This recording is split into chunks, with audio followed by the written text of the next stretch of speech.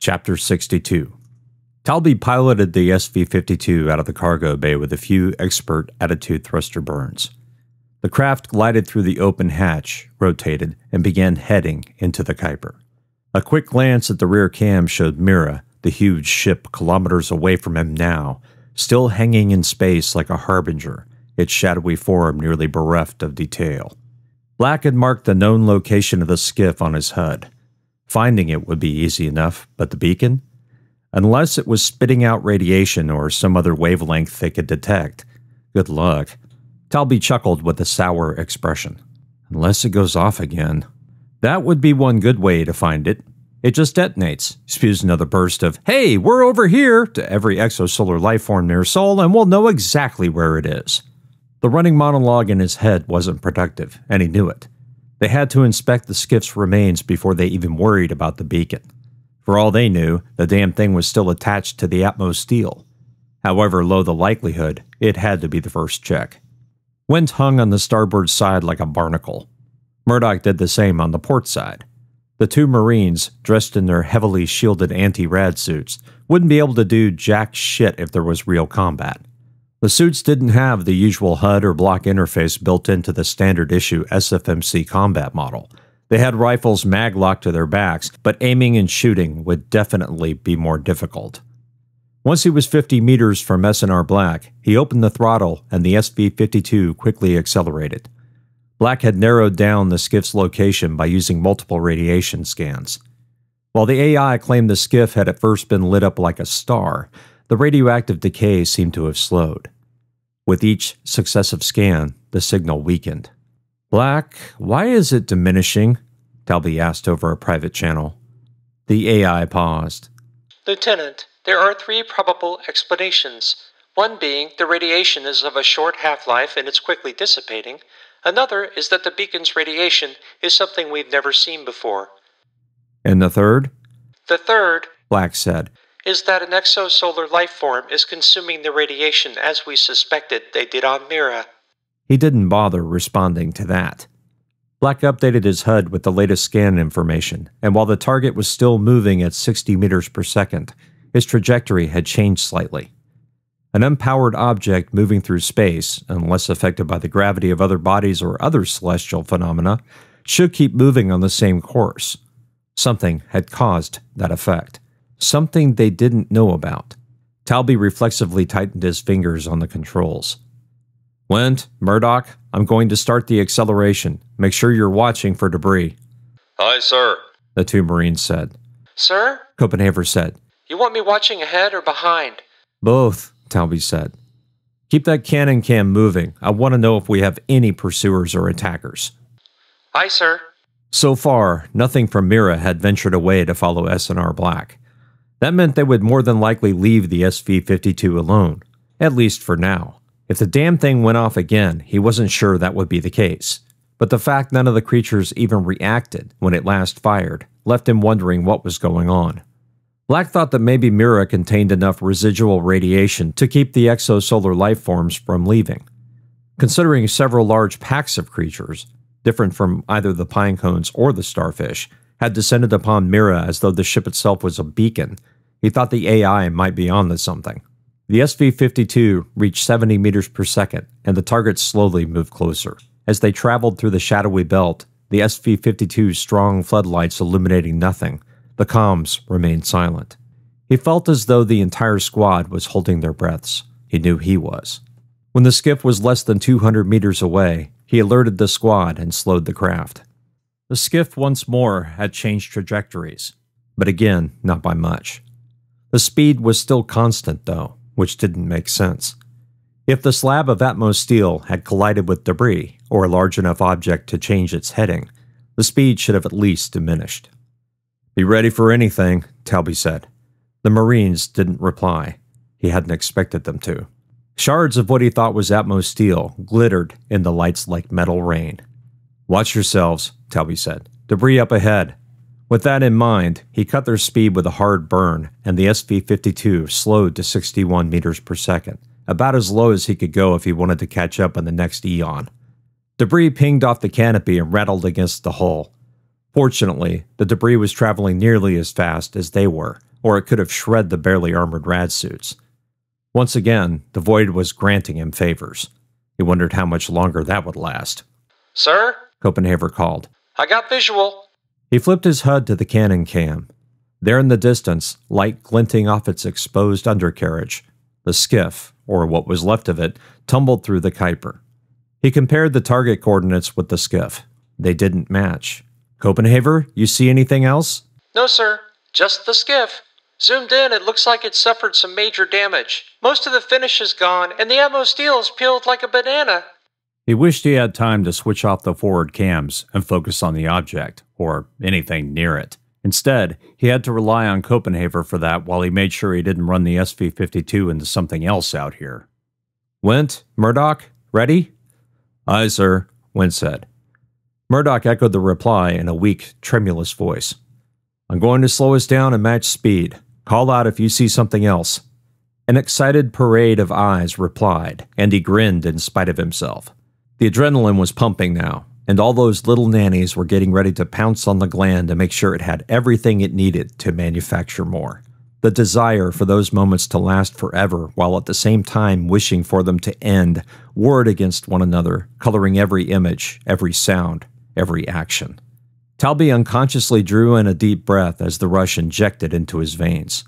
The cannon feed, directed at the skiff, caught the slowly spinning and tumbling hunk of Atmos steel. The skiff's normally smooth deck flowered out on one end, the Atmos steel layers separating from one another. The perfect outline of the beacon remained flash-frozen on the remaining smooth surface, making it look as though the object had appeared into the ether. Its meager control sections had disappeared, leaving nothing in their wake but torn and ripped layers of steel. Talby sucked in a breath. He'd seen this before.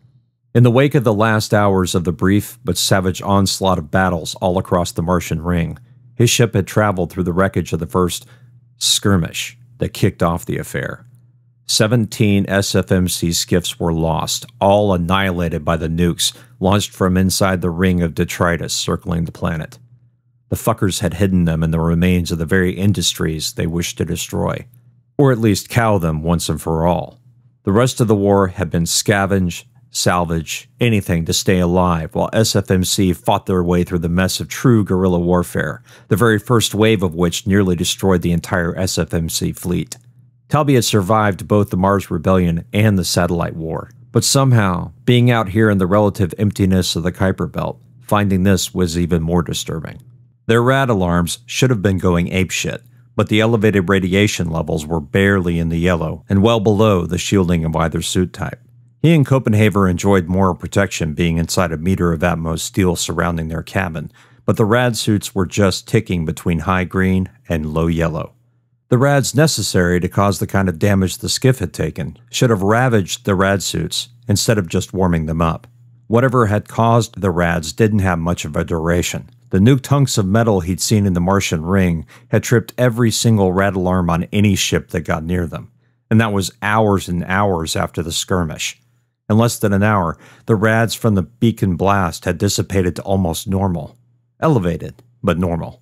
A little slower, sir, Wen said. Talby focused on the cannon cam, adjusting the SV-52's speed while keeping the target in mind. The port side cam showed the skiff still tumbling and spinning. The metal seemed to glow, but that could have just been the powerful floods glinting off the separated layers of Atmos steel. No, he thought, it is glowing. Okay, sir, Wen said. I'm going for a grab. Be careful, Marine, Talby said. If your rad meter goes off, get the fuck away from it. Aye, sir, Wen said. Through the cannon's cam, he watched Went push himself off the side of the SV-52 and float to the skiff, a tethered line drifting behind like an uncoiling snake. The Marine touched the skiff with his glove and maglocked to the gunnel. Suddenly, Went was spinning and tumbling with the damaged craft. However awkward it looked from here, Went must have been fighting the dizziness from all the flipping and turning. He magwalked using his gloves, struggling to climb into the skiff and find the tether hole and the remaining gunnel. It took more than 2 minutes for him to attach the tether.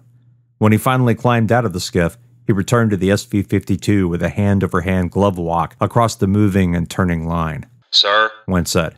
My rad meters didn't pop, but they definitely spiked. Talby nodded to himself. Residual radiation. If one blast had made the skiff that hot, albeit for a short time. How much of that energy was trapped in the deep bowels of Mira? Is that what was attracting the beasties? Not the beacon itself, but its saturation of the derelict's hull? Yet another reason to blow the bitch up, he thought.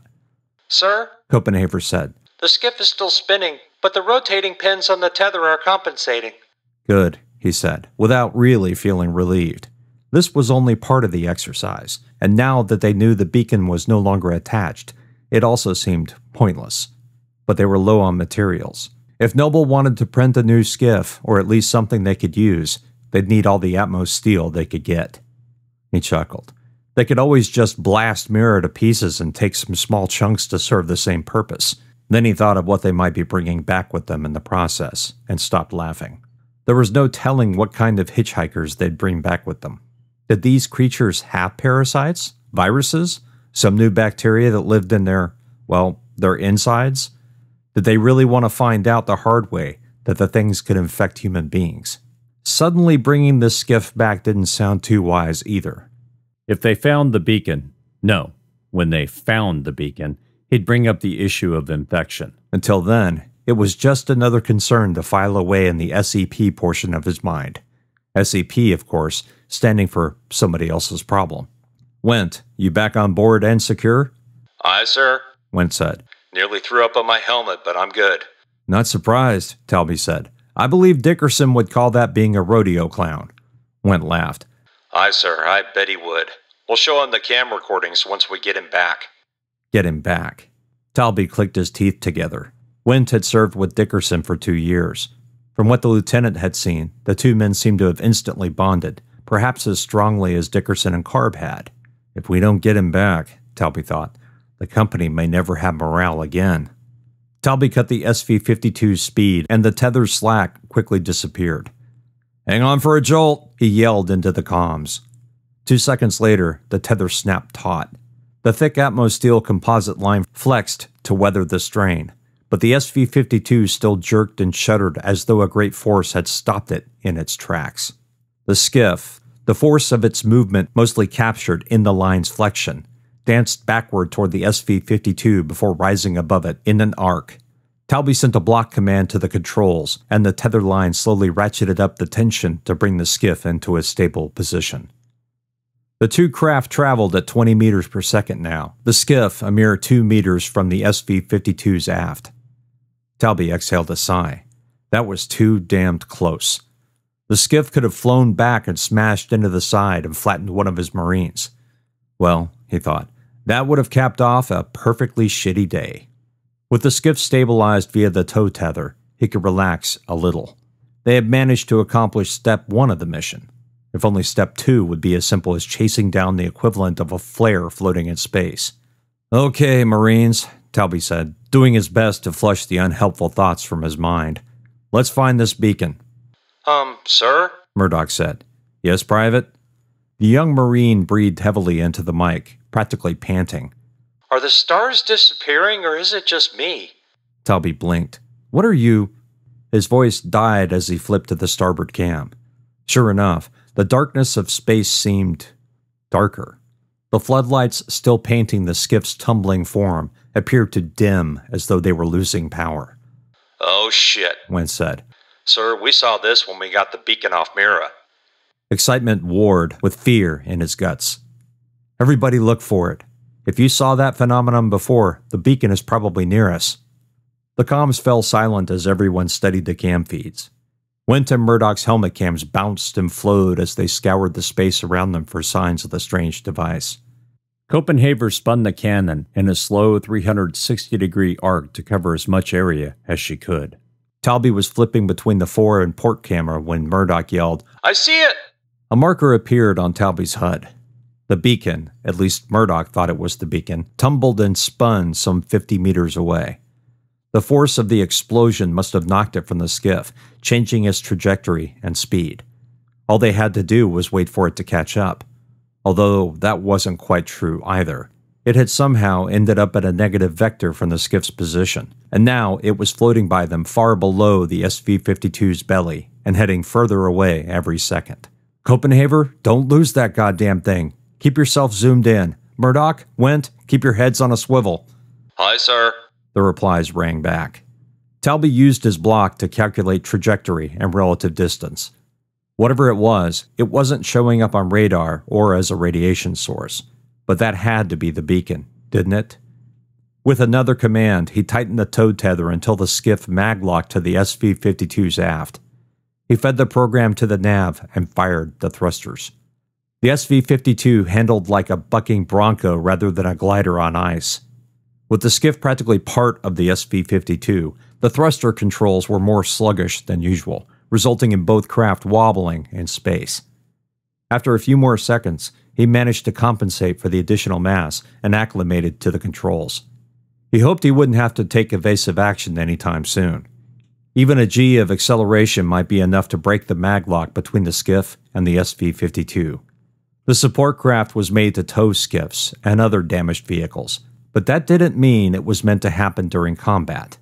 That was for the dreaded after, when you saw bloodstains in canopies, limp bodies hanging off of skiffs. Their mag boots or gloves the only thing keeping them attached and from floating off into space. After the satellite war, finding a skiff with 3 or 4 limbs still attached was commonplace. Another thruster burn, and the SV-52 gently accelerated. The flight program fired additional bursts to keep the craft on a trajectory to meet the object. The beacon, he thought. It has to be the beacon. With the craft pointed directly at the object, he now saw what Murdoch had seen.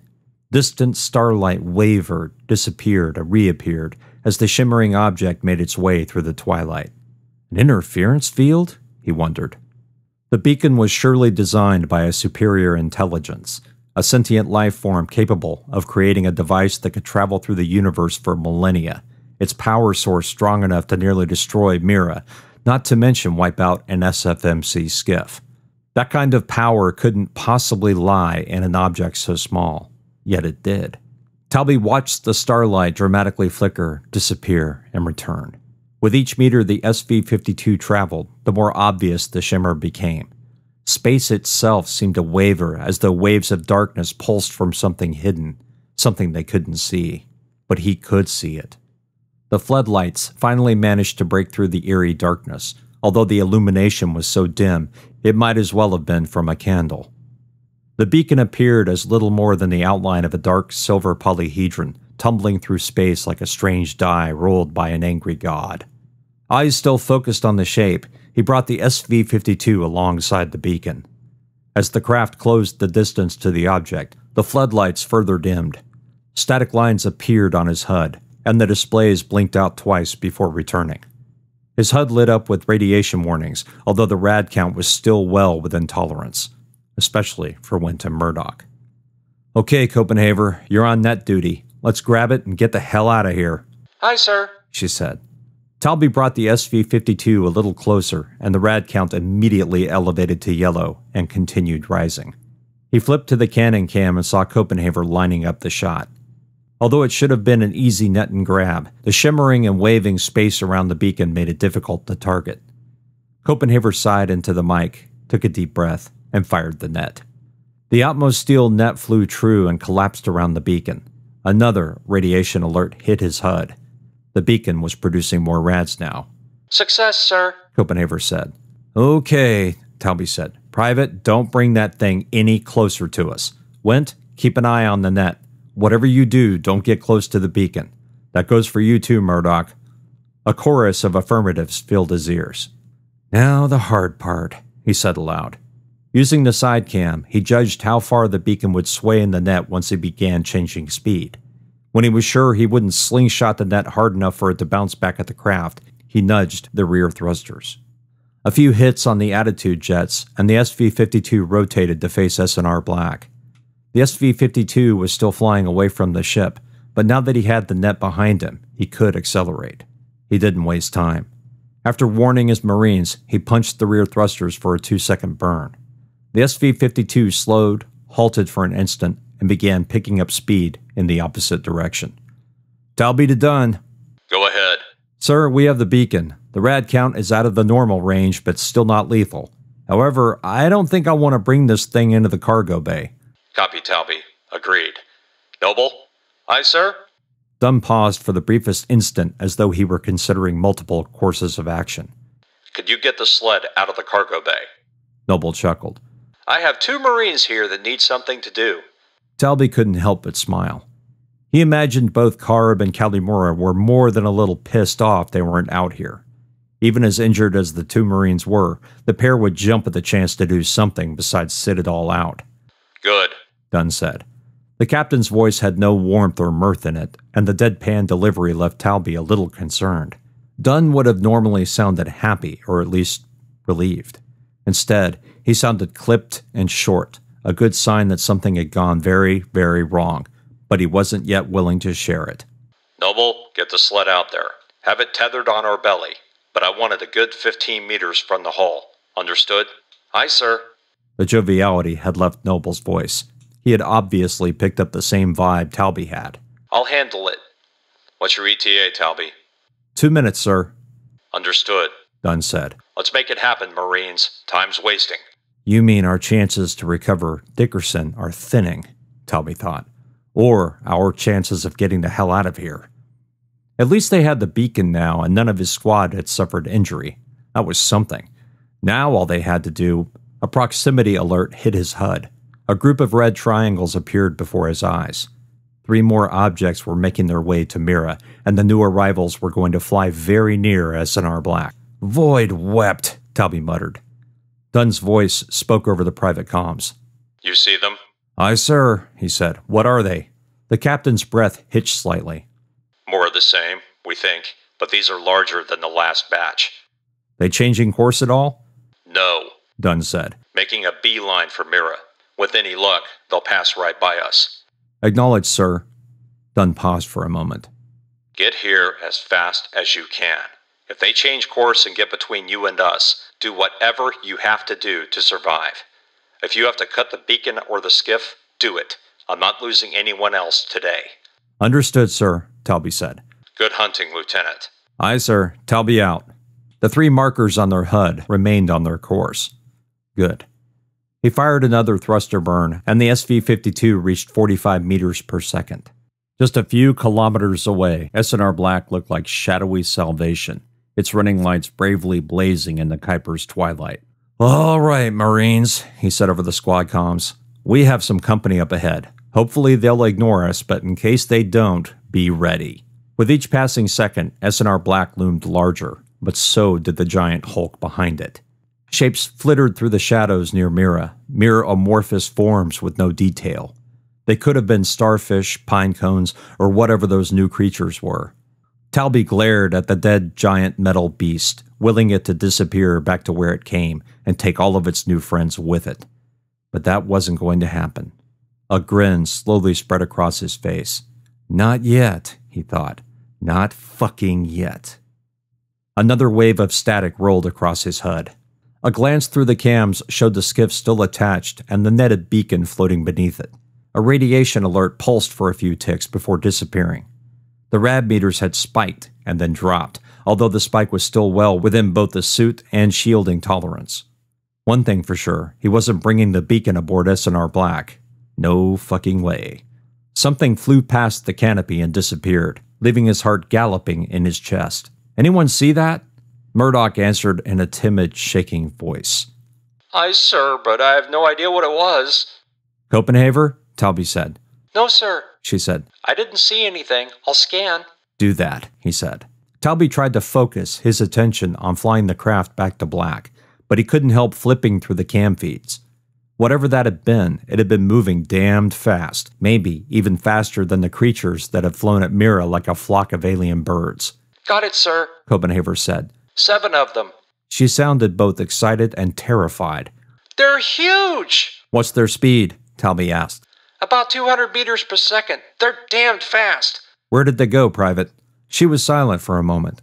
When she spoke again, the excitement had been replaced with desperate fear. They keep circling us, sir, keeping their distance so far, but their formation is tightening.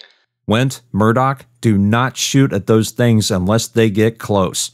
Copenhaver, if they close on us, give them something to think about. Aye, sir. He switched to the command channel. Captain, we have a problem. What is it, Talby? We have some friends following us. There was a long pause. Okay, we see them. Dunn said. When you get close enough to offload, we're going to fire another CO2 round and see if we can get their attention. Sir, I'm not bringing this beacon aboard. No, you're not. The captain agreed. Just get in close and we'll figure it out. Aye, sir. Out. He thought for a moment. 1.5 km to the ship. At present speed, that meant he had less than a minute to figure this out. Copenhagen had sent his HUD an animation of the creature's flight path. The new hostiles were indeed circling the SV-52, but with elliptical paths that intersected a few meters apart. The 7 life forms didn't fly in formation, but rather a tightening 3D noose. If he stared long enough at one of the cams, he was sure to catch a glimpse of their dark bodies against the Kuiper Belt's wan light. But the noose wasn't pulled taut yet. 1 km to go. He'd have to start slowing the SV-52 soon, or he'd come in way too hot. If he fired the thrusters at the last second, the G-force shock would be extreme. It might even break the maglock with the skiff or send Wint and Murdoch flying off the hull. Talby's fingers tightened on the controls. Sir? Copenhagen said. They're getting closer. 700 meters. Okay, Marines, he said. We're going to take a few twists and turns. Hold tight. He didn't wait for a reply. Talby hit the port thrusters and the SV-52 immediately began sliding horizontally while it continued forward.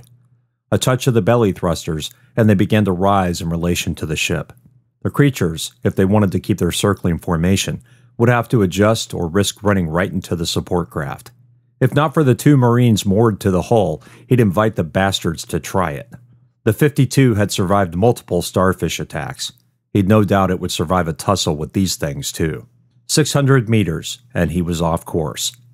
Instead of approaching the cargo bay, he was now in position to fly over the ship, right its spine, and head back toward Mira. Copenhagen had updated his HUD with a new diagram of the creature's flight path. They had adjusted all right. The 7 hostiles had shuffled their orbits, changed their directions and attitude, but they'd also tightened the noose. Cursing, Talby hit the top jets with a full burn, and the SV-52 didn't so much as descend as plummet. S&R Black's belly and starboard side came back into view. He had more than enough fuel to keep dancing away from them with microburns, but not enough to slow down if he did. He could manage maybe 3 more full burns before he exhausted everything but attitude control. The added mass of both the skiff and the beacon were eating fuel faster than he liked. Of all the goddamn times to lose a skiff, he thought, and of all the times to be towing. Yep, there was definitely a trip to the brig in his future. When he saw Colonel Hayes again, he bust that pompous fucker right in the chops. He grinned. It would be worth it. 300 meters. Talby fired a short burn from the bow, and the SV-52's speed dropped by 10 meters per second. His HUD updated at once. The creatures were coming close, their orbits taking them a little less than 10 meters from the craft's hull. He didn't know if they wanted the beacon, the skiff, or just liked the idea of a moving morsel, but Copenhagen was right. They were big. Another flew past the SV-52 just in front of the bow. The creature was at least as large as the support craft itself. If something that big caught one of his Marines, it could easily tear them limb from limb before they could even punch through its carapace. Copenhagen? Aye, sir. I'll have a shot next time they come around. Take it, he said. She replied, but he barely heard. He activated another thruster burn and dropped their speed to 20 meters per second. S&R Black loomed larger in the cam view. He could no longer see Mira behind her, but now he could see the creatures for what they were. Their orbits were less than 7 meters from the 52, and when one passed before him, he had less than a second to make out what it was. He wished he hadn't seen it at all. The thing was little more than a flying wing, its rugose carapace a horror of bumps that might have been dead eyes or other sensory organs. Short, stubby appendages grew from its sides, each tip ending in something that looked like a mouth filled with serrated teeth. 2 larger limbs, more like tentacles than arms, reached forward before moving backward like oars in a canoe. He caught sight of particles or debris puffing out into space. Along its spine, a thin 2-meter-long sail rippled as if in a wind. Talby had time to feel his balls turn to ice before the cannon fired. The first flechette detonated less than 2 meters above the SV-52's canopy. The tritium round smashed into the creature's midsection, and one of its stubby limbs disappeared in a cloud of crumb-like debris. The thing immediately broke from its orbit. Not so fucking close! Wentz screamed. Copenhaver didn't reply, but fired another round after it. Talby refocused on his flight path, but couldn't ignore the bright flash on the port side. He didn't hear the rattle of alien shells striking the hull, 10 meters per second. Something clipped the top of the hull, followed immediately by another strike to the belly. Sir! Went yelled. They're going after the skiff! The SV-52 shuddered as something smashed into the aft, and Talby's bones jolted from the impact. The 52's nose rose as its tail dropped, anchored by the skiff. Talby fired the thrusters in rapid succession to try and maintain his heading, but every time he managed to straighten out, another creature attacked. Murdoch screamed into the mic. The SV-52 tried to roll, and Talby leveled the craft again with another round of thruster bursts. His HUD lit up with collision warnings, radiation warnings, and low fuel warnings. "Fuck you," he snarled. "You want it? Take it!" He punched the tow release. The SV-52 shivered as the maglock mooring the skiff to the support vehicle's aft let go. The skiff dropped away at once. He glanced at the rear cam, watching in fascination as the creatures, nearly as large as the skiff itself, collapsed into a ball around the damaged, irradiated slab of Atmos steel. With S&R Black a little more than 50 meters away, he had to slow down, and fast. He hit another burn from the bow. 5 meters per second. Another fuel warning flashed. "Talby to Dunn. Almost there, and I'm damn near out of fuel."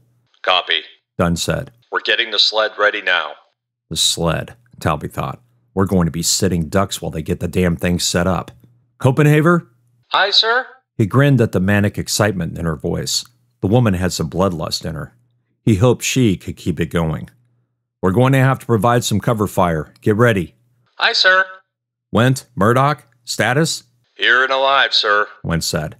Me too. Murdoch said. But I took a shard to my leg, punctured the rad suit, but the second layer sutured it closed.